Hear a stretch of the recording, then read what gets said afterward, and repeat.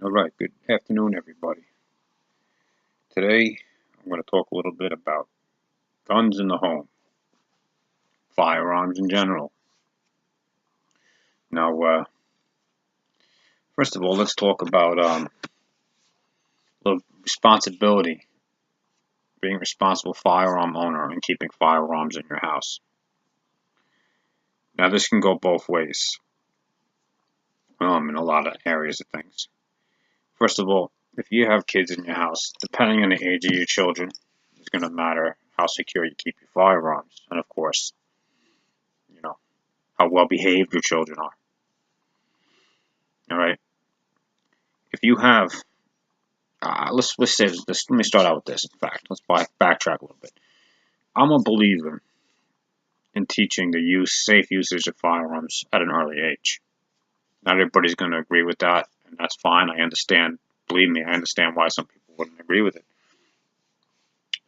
But I believe that if you're going to own firearms, you got kids in the house, and one day you intend on teaching them how to use firearms, you should start somewhat young so they know how to use them safely if they have to, and they know that they're not toys.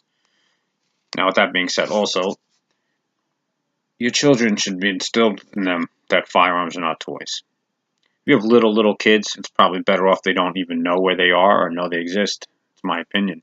But as your kids start getting a little older, you know, it's okay if they know there's firearms in the house, providing they know that they're not toys and not to touch them. I grew up in a gun household, and I knew the guns weren't toys.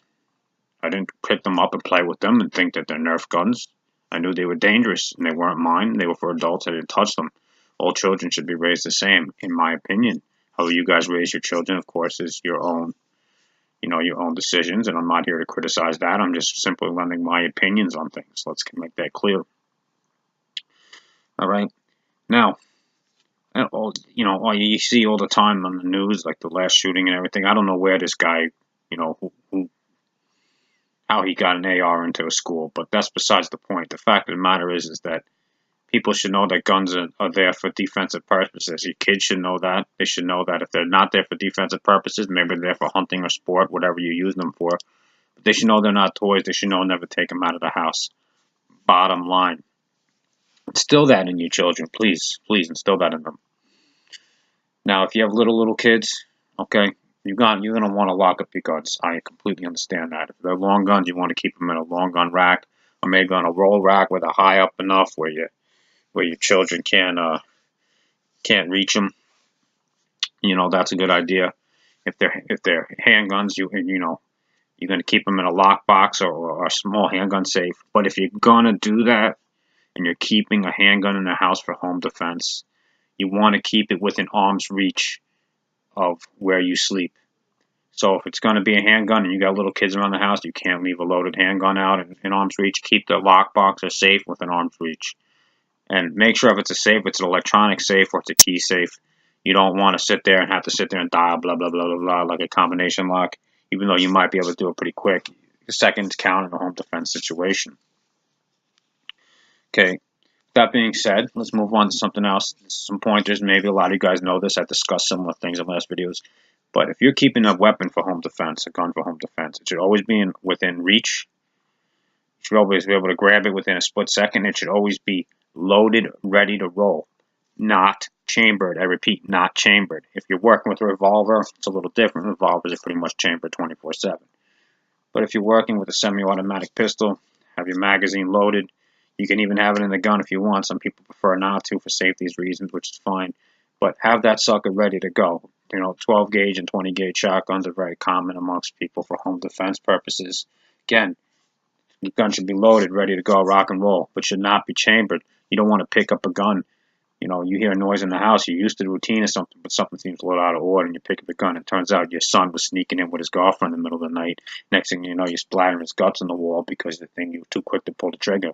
It only takes a millisecond to pump a shotgun or cock back on a hammer. There's no need to keep a chamber. It's not necessary.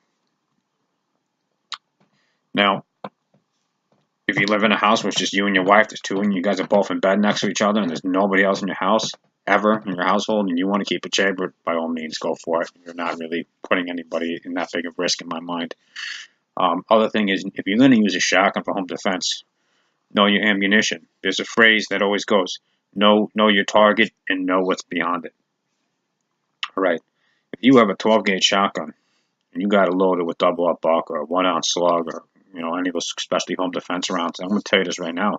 And you aim at an assailant and he's standing right in front of this wall behind, standing in front of a wall behind him, and behind that wall is your child's bedroom or somebody else's bedroom, and you pull that trigger and there's a bed on the other side of that, you're not doing more harm than good, because it's probably, I'll tell you right now, double up buck at that closer range is going to rip through your assailant or slug and rip through the wall and could definitely kill anybody on the other side if it happens to come in contact with them.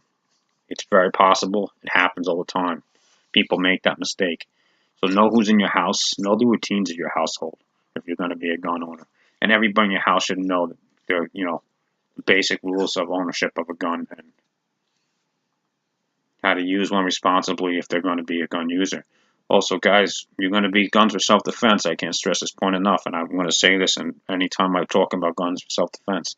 Learn how to use it before you decide to use it. Don't be that guy that picks up a shotgun in the middle of the night, pumps it, doesn't know how to rack the sucker right, and next thing you know, he gets to take the safety off, and he's sitting there going click, click, click, not knowing what's happening. Or under the big misconception that you're just going to pick up a shotgun and you don't have to aim and point and shoot. All right, in self-defense inside the house, as long as your barrel's aimed at your target, probably you're going to be in close enough range for point and shoot will work. But that's besides the point. You should learn how to use your firearm, whether it's a handgun, long gun, a rifle, shotgun, whatever. Learn how to use it properly. Get some proper training if you've never used one before. Learn everything about it. Learn how to load it. Learn what type of ammunition to use for home defense. I believe in birdshot for home defense. A lot of people don't like that. They like the more lethal, and birdshot is lethal. I'll tell you right now. You shoot somebody close range with birdshot in their abdomen, their guts are going to be on the wall behind them. Just telling you, number 7 shot is going to do that to somebody, regardless, and it's going to have a little less penetration past the target, which is why it's good for home defense. But you got nobody else in your house, and you want to keep it loaded with slugs or double up buck or something along those lines, go right ahead. It's your prerogative.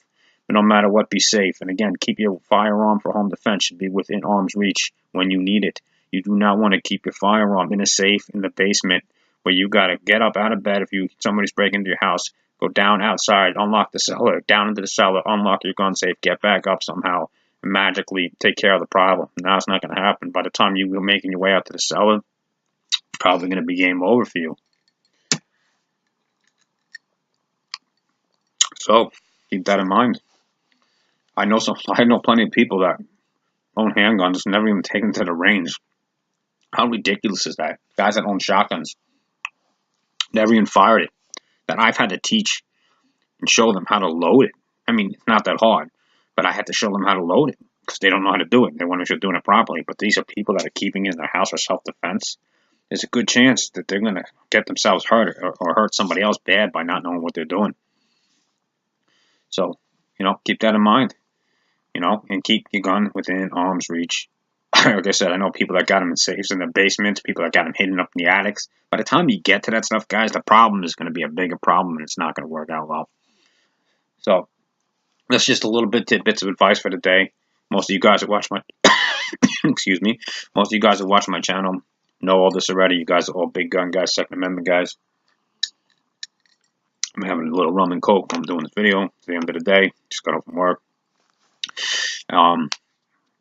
You guys are all big Second Amendment people, so you probably know this, but this is for maybe a few people out there that didn't put as much thought into this, But you're gonna own guns. Bottom line, keep them safe.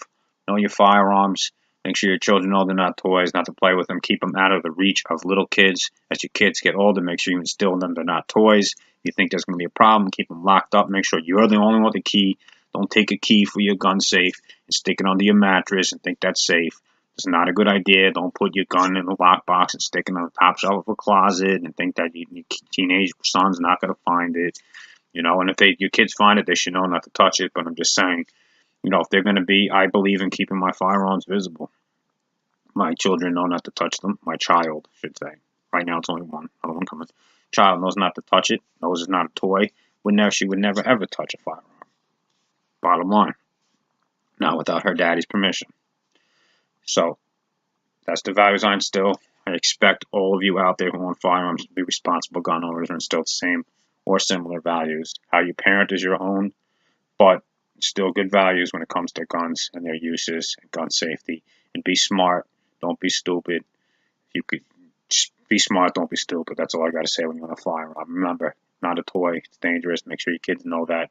That's it. I'm done with my rant for today, whatever you want to call this. Hopefully somebody learned something from this. Hopefully it taught you guys something. But I just wanted to put this out there, regardless of if you guys all know this or everyone who watches this knows this stuff. Don't care. I just wanted to put it out there anyway, just for maybe that one person that watches this that gets their mind rolling. I did my job. Have a great night, everybody. Oh, one last thing. If you have not subscribed to him already, subscribe to my man, Uncle Al. I'm going to leave a link under there, Die Bullfrog. He's the man. I really support his channel. Me and him think a lot on the same wavelength. He's man is incredibly intelligent. Has a lot of stuff you guys can learn from him. And let's help his channel grow. He's been helping me and a lot of other people. Let's keep our community strong, guys. Let's help him out. Thanks a lot, Uncle Al. You're great. You're gonna love your support, brother. And God bless everybody. See you in the next one.